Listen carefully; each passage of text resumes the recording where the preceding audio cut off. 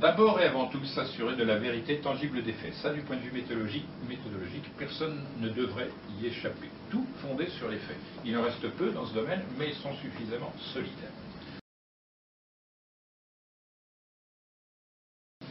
Regardez les traces.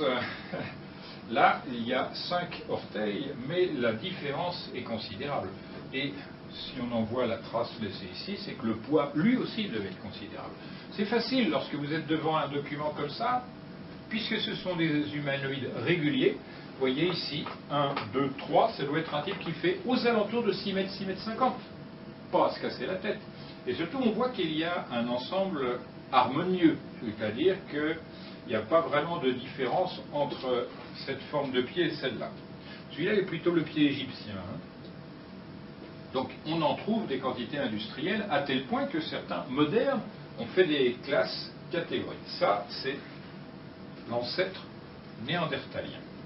Ça, c'est l'ancêtre tel qu'on est nous.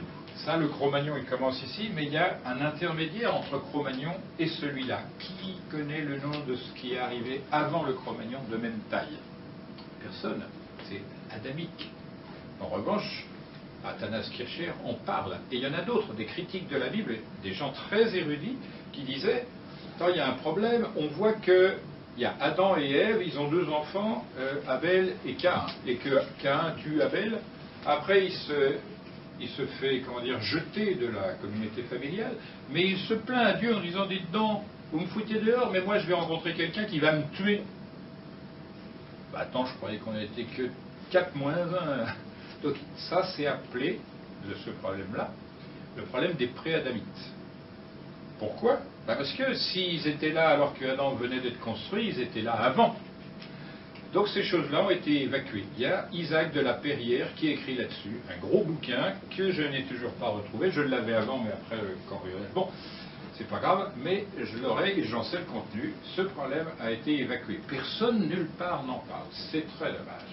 On a des photos parmi les premières. Regardez les gens avec des costumes bizarres et des chapeaux de forme. Ils trouvaient des squelettes comme ça. Mais au lieu de les mettre dans les musées pour conservation, à la poubelle, c'est-à-dire sur les décharges publiques.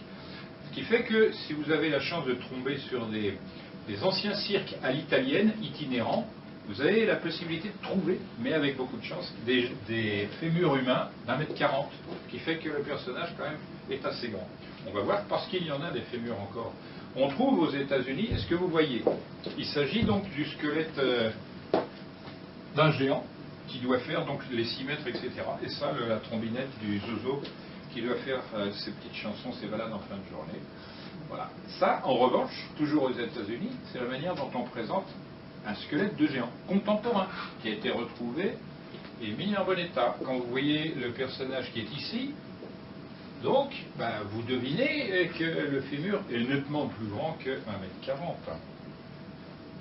Là, on a affaire à des spécimens. Comme j'expliquais, aux États-Unis, ils n'ont pas peur de montrer les choses.